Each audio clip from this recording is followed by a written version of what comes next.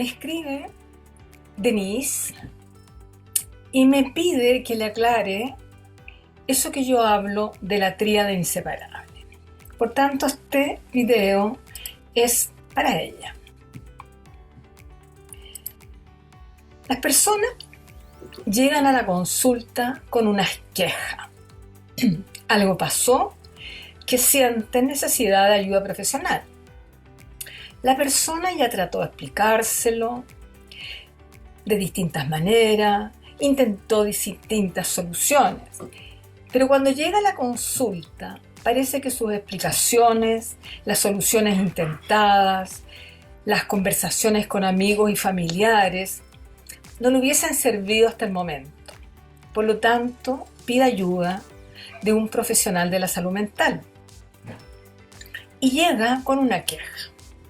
Las quejas, por lo general, son poco precisas, vagas, abarcan distintas áreas de la vida. Dada nuestra cultura popular psicológica, por lo general se explican por traumas del pasado. Lo que nos es, decimos a nosotros mismos o le decimos a los otros cuando sentimos que algo nos pasa, nos duele o nos hace sufrir. Lo que pasa es que yo no tuve suficiente cariño, no tuve suficiente apego, etc. Por lo tanto, las personas llegan a la consulta con un relato, algo extenso, pero por lo general ambiguo. Nuestro trabajo es, primero que nada, por supuesto, vincularnos con nuestros pacientes y luego ayudar a precisar lo que los motivó a consultar, de modo de transformar esa queja en un problema más específico que sea posible de trabajar psicológicamente. De eso voy a hablar hoy día. Voy a partir diciendo que las experiencias humanas son intransferibles, pero son la base del quehacer psicológico. Si nosotros tratamos de precisar lo que es una experiencia, nos va a ser difícil, porque tienen que ver con nuestras sensaciones, lo que pensamos nos pasó, que luego traducimos en un relato para hacerlo comprensible, ya sea para nosotros mismos o para los demás.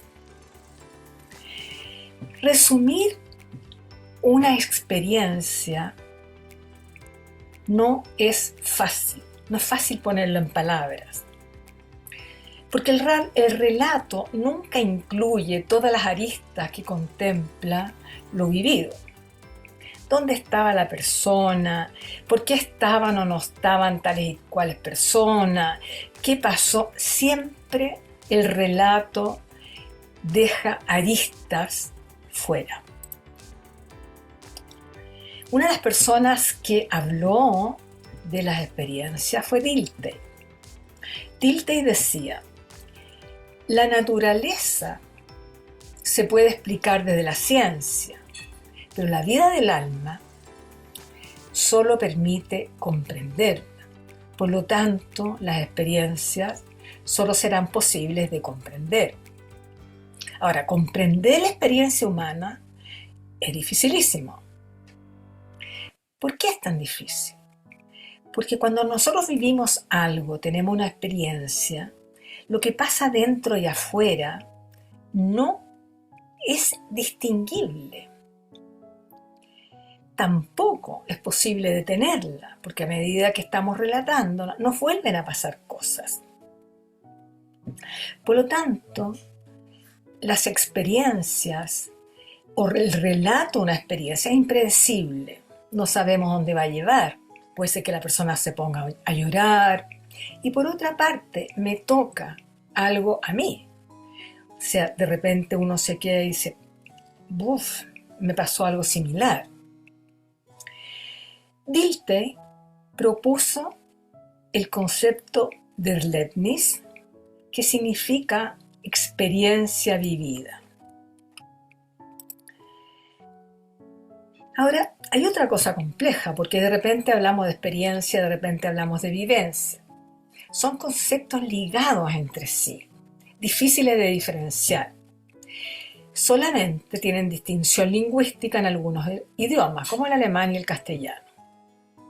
En el año 1913, Ortega y Gasset introduce al idioma español la palabra vivencia para traducir esto que hablaba Dilthey del Erlebnis. Varela decía: es indispensable tener siempre presente que no todas nuestras experiencias se encuentran corporizadas, son parte de nosotros, como entes autopoyéticos, que vivimos encarnados en nuestros cuerpos. El cuerpo es el vehículo que nunca debería ser desoído. Ahora, cuando nos detenemos a pensar en nuestras experiencias, las traducimos. ¿Y cómo las traducimos? El lenguaje. Por lo que el lenguaje adquiere un rol protagónico para entender el mundo de otra persona. Pero solo el lenguaje. O también incide lo emocional. Hay algunos autores que dicen que la diferencia entre la vivencia y la experiencia tiene que ver con el impacto emocional. Gadamer decía: algo se convierte en una vivencia en cuanto no solo es vivido, sino que el hecho de que lo haya sido vivido ha tenido algún efecto particular que le ha conferido un significado duradero. Hay experiencias que vivimos muy, muy difíciles de relatar. Por lo tanto, la emoción, lo que nos pasó, adquiere también un rol protagónico. O sea, tenemos el lenguaje por un lado y las emociones por otro lado. El premio Nobel del año 1972 de Gerald Edelman decía: nuestra experiencia es el presente recordado y lo que lo trae a la memoria es sin duda la emoción que emergió en el momento de experienciar un acontecimiento. Emoción recordada, es decir, la memoria como que estuviese unido con las emociones. Las emociones es un temazo. Pero lo importante es que están en todo nuestro cuerpo. Como decía Varela, todas nuestras experiencias se encuentran corporizadas, siendo parte de nosotros como entes autopoyéticos. Ahora, las experiencias fuertes, aquellas que nosotros vivimos con una emoción compleja, quedan grabadas en el cuerpo. Me parece interesante este libro de Nazaret Castellano, La neurociencia del cuerpo, escrito en el año 2022, en donde Nazaret Castellanos dice en la página 47, la memoria está siempre vinculada con la emoción. Es decir, emoción y memoria son una diada, parece. Y parece que nos recordamos de las cosas de acuerdo a nuestras percepciones, de cómo las vivimos emocionalmente. Cuando nosotros nacemos, tenemos ciertas conexiones neuronales, se empiezan a establecer. A los 15 meses tenemos más. Y entre los 2 y los 3 años, por supuesto que estas redes neuronales se triplican. Pero además, estas redes neuronales que dan emergencia al lenguaje están muy relacionadas con la neurona motora. Por lo tanto, empieza a haber una relación entre lenguaje y acción. Esa relación es importantísima para nosotros. Veamos primero el lenguaje. Todos los seres humanos nacemos indefensos. Necesitamos ser reconocidos y contenidos para ser alimentados. Si no, no sobrevivimos. También para ser arropados o vestidos. La madre le da de comer al bebé y después el bebé empieza a llorar. ¿Qué hace la madre? La toma en brazos. Es decir, reacciona frente al llanto de su bebé. Y cuando la madre reacciona, el bebé se empieza a aprender que llorando le van a dar bola o le van a prestar atención. Es decir, empieza a conversar, una palabra importante que va a tomar protagonismo, conversar con la madre o la cuidadora. Es decir, empieza a coordinar su comportamiento. Y así se empiezan a formar las redes conversacionales que todavía no tienen lenguaje, pero el bebé ya sabe que llorando le van a prestar atención. Es decir, empieza a formar esto que vamos a llamar por ahora así se hacen las cosas. Pero los niños no solamente tienen relación con las cuidadoras, también tienen relación con los abuelos, por ejemplo, donde se empiezan a comportar de otra manera. O de repente van al supermercado de otra manera. Se encuentran con otros niños y empiezan a relacionarse de otra manera. Es decir, empiezan a aprender cómo comportarse. Pero lo interesante es que también empiezan a aprender a emocionar. Es decir, los niños aprenden a emocionar igual como aprenden el resto de las cosas. ¿Cuál es el rojo? ¿Cuál es el azul? ¿Cuál es el verde? Es decir, saben cuándo y cómo emocionar. Y empezamos a tener lentes interpretativos de cómo se van haciendo las cosas que emergen de estas redes de conversación que Maturana llamaba también dominios de realidad. Entonces sabe cómo comportarse con los abuelos, distinto que con los papás, distinto que después cuando entra al jardín o con otros niños. Empieza de alguna manera a los 18 meses a formar frases y a entender este mundo que empieza a percibir de una cierta manera. Y a los 5 años, ya aproximadamente, depende de la teoría que nosotros usemos del desarrollo, empieza a pensar. Y entonces empezamos a tener una cierta relación entre el lenguaje y la acción, el lenguaje, las neuronas, la acción relacionada con las neuronas motoras. Pero ya a los 5 años empezamos a interpretar. Y esa interpretación está relacionada con el pensamiento. El lenguaje, la acción y el pensamiento empiezan a ser el foco a través del cual empezamos a distinguir el mundo. Empezamos a hablar en castellano, empezamos a distinguir cómo se hacen las cosas, cuándo emocionarse, cuándo no emocionarse, lo que está permitido, cómo me acerco a un extraño, me alejo, etcétera, etcétera, etcétera. ¿Cómo pasa todo esto?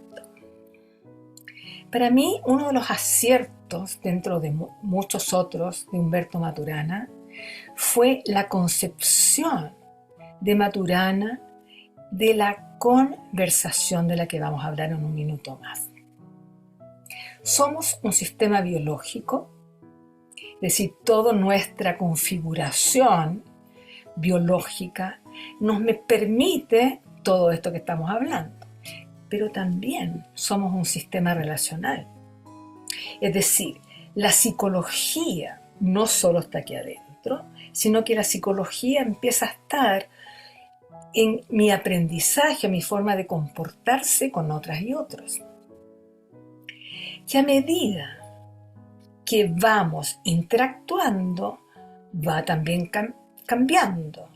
Es decir, si el niño con los abuelos se comporta de una cierta manera, pero el abuelo cambia, empieza a cambiar. Y sabemos hacer esta danza rarísima que es la interacción. Por lo tanto, este sistema biológico y este sistema relacional van juntos. De ahí emerge el lenguaje. Maturana decía, es la coordinación en la interacción conductual, es decir, lo que hacemos, de coordinaciones conductuales consensuales. Estas coordinaciones conductuales consensuales, que parecía un trabalengua, van cambiando a medida que vamos interactuando. Y a medida que vamos interactuando, empezamos a conversar. ¿Ya? ¿Pero qué sería la conversación? La conversación, el concepto de conversación, de repente es interesante la etimología de las palabras, viene del latín, con, versari. El prefijo con es unión, colaboración. Y el verbo versari es girar juntos en la interacción. Y la interacción implica la corporalidad. Porque si yo me enojo, me echo para atrás. Si me da susto, me paralizo. Si me da rabia, pongo otra cara. Pero no solo la cara, sino que todo el cuerpo me va cambiando. Nuestros cambios corporales son el resultado de nuestro emocionar y nosotros percibimos el mundo desde nuestras emociones. ¿Qué es lo que es una emoción? Una disposición a la acción. Nosotros, antes de saber psicología, sabíamos cuando una persona estaba enojada, estaba triste, estaba con rabia, estaba sorprendida, tenía asco. Porque las emociones se transparentan en gestos, en movimientos de cabeza, orientaciones de la mirada, cercanía, lejanía, tonos de voz, las que vamos decodificando de acuerdo a cómo aprendimos a decodificar. Y entonces vemos caras de sorpresa, de rabia, de miedo, de angustia, etcétera, que son las formas como empezamos a estar en el mundo. Las emociones es de donde nosotros abrimos el mundo. Heidegger decía, abrimos el mundo desde el temple anímico. Maturana decía, desde el mundo emocional, también Varela. Por lo tanto, las emociones empiezan a tomar un rol protagónico en nuestro lenguaje. Y por eso Maturana hablaba, usemos el concepto conversación. Las emociones son cambiantes. Como decía Jung, son como un péndulo. Y cuando cambia la emoción, cambia también nuestra corporalidad. No hay acción humana sin una emoción que la funde como tal y la haga posible como acto. No es la razón la que nos lleva a la acción, sino la emoción. Eso lo pueden encontrar en La objetividad, un argumento para obligar, de Humberto Maturana. La mente, o toda esta cosa que es la psicología, el alma, como quieran llamarla, está corporizada en un cuerpo con memoria, y esa memoria gatillada por nuestro mundo emocional. Permítanme leerles esto que decía Maturana. Entiendo por conversación las interacciones continuas entre lenguaje, coordinaciones de conducta, y emociones, acciones relacionales. De ahí que no existe otra forma de vivir siendo humanos que no sea vivir en conversaciones con otras y otros. Con esos otras y otros vamos constituyendo redes conversacionales con sentido desde donde interpretamos el mundo. Es decir, empezamos a interpretar el mundo de acuerdo a cómo aprendimos con otras y otros en los distintos sistemas que fuimos configurando. Por ejemplo, yo me comporto distinto si estoy con mi pareja, si estoy con mi familia, si estoy sola frente al espejo, si estoy haciendo psicoterapia, si estoy en la playa o si estoy dando un examen. Es decir, empezamos a saber cómo se hacen las cosas en los distintos dominios de existencia.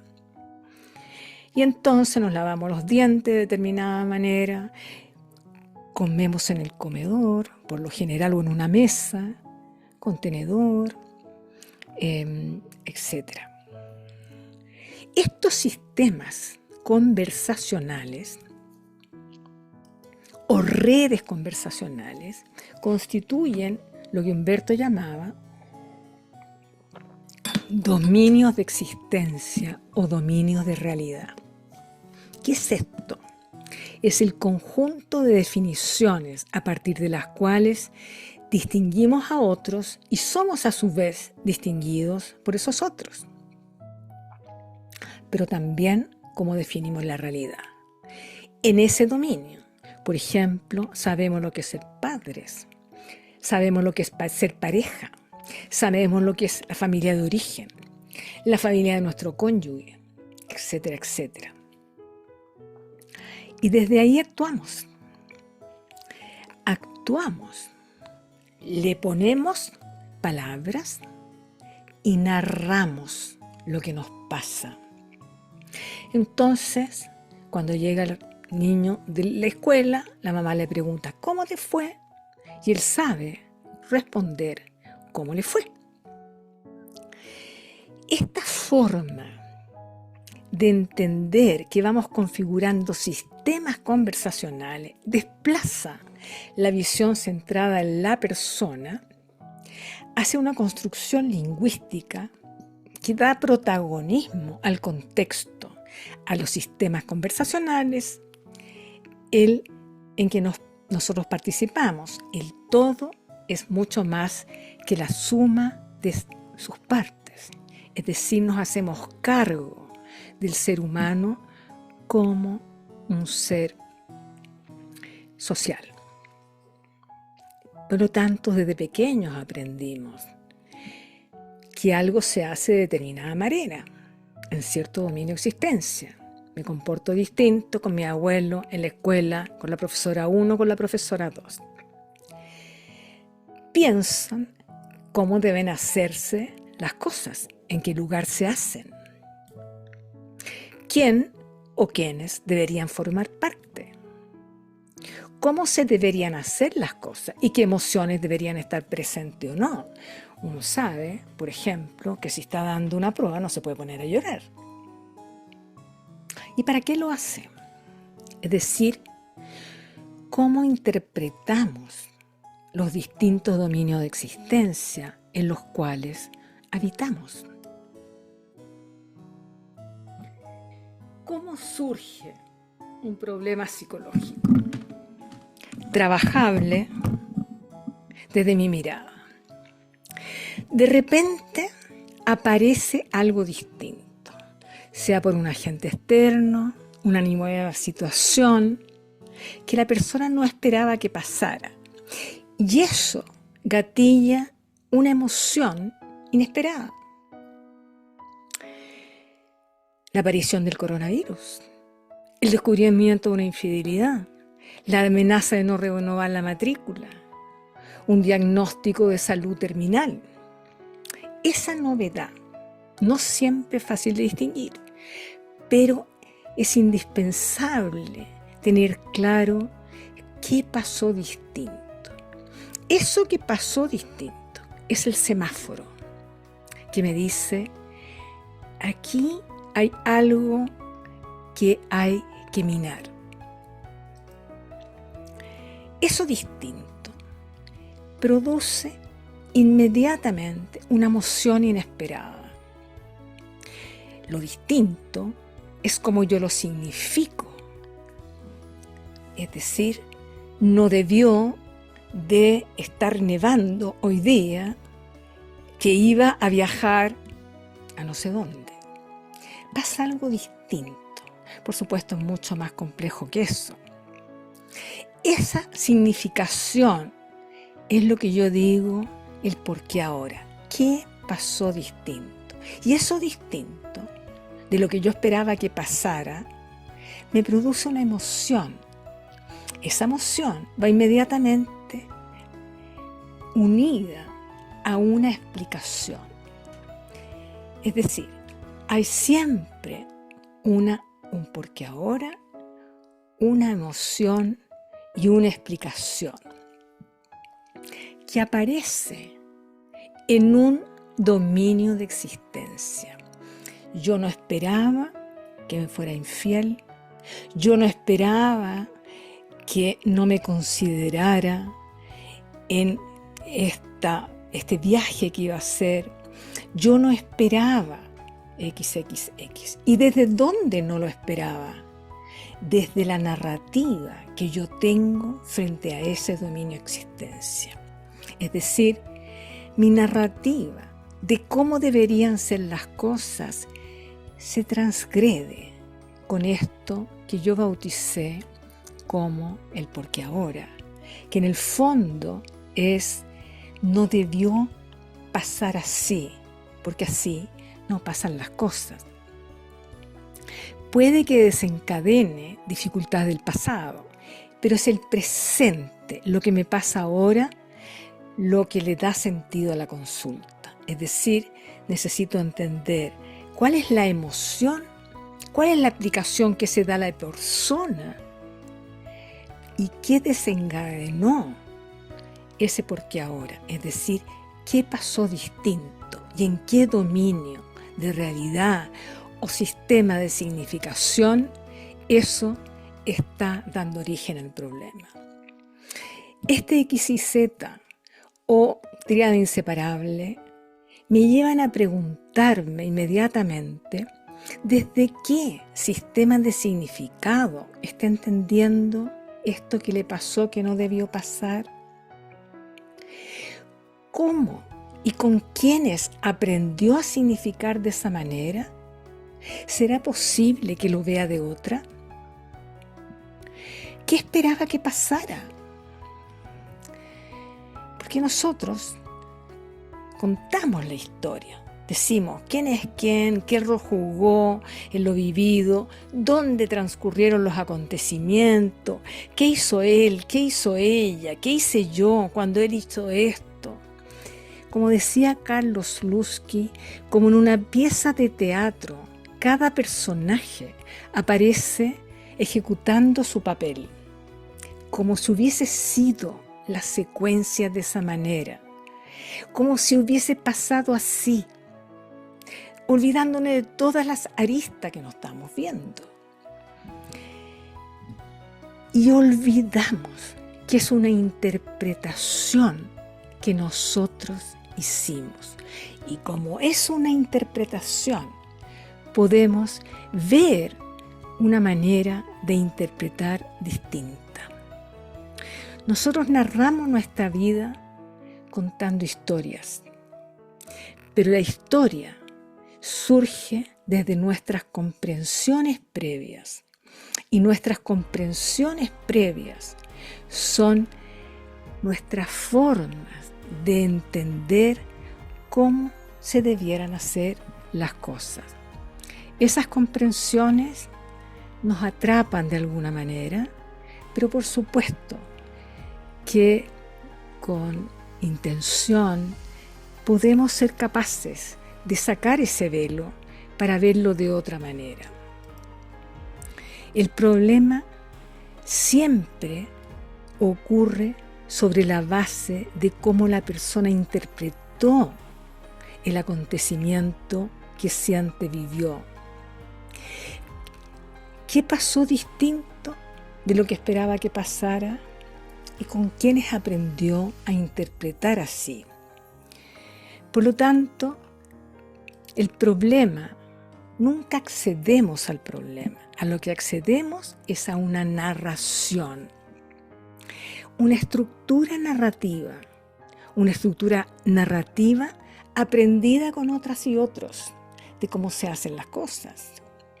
Lo que nosotros hacemos es ver todas aquellas aristas que la persona no vio porque se focalizó en la emoción que se le había producido y no vio todas las otras cosas que formaban parte de esa experiencia. Por lo tanto, le ofrecemos una forma distinta de entender lo vivido, anclada así en su biografía. La biografía está siempre presente. Cómo construyó esa interpretación con la cual vamos a trabajar en esto que hemos llamado deconstrucción. Es decir, entramos al mundo del otro desde la experiencia, nos vemos tocados por el mundo emocional, pero siempre al ritmo, al estilo conversacional de cada uno de nosotros, de nuestras propias ontoepistemologías, biografía y respetando siempre esto que es la psiquis y la experiencia. Por lo tanto, la pregunta ¿cómo intervengo? Tiene que ver con cómo abro posibilidades interpretativas distintas que saquen a la persona de la historia focalizada, saturada del problema, que fue lo que lo gatilló a consultar, para ver aquellos eventos que quedaron ocultos en su explicación actual, es decir, aquellas historias alternativas que también pueden ser traídas a la interpretación. Depende siempre del psicólogo o terapeuta, de la psicóloga terapeuta y de nuestra creatividad. Espero, Denise, haber respondido tu duda y si no, házmelo saber y encontraré otra forma de relatar esta compleja psiquis nuestra que nos lleva a decir muchas gracias por permitirnos entrar en el mundo del otro y abrir posibilidades que hablan esperanza a quienes nos consultan. Será hasta una próxima y muchas gracias por contactarme y por me gusta recibir sus retroalimentaciones.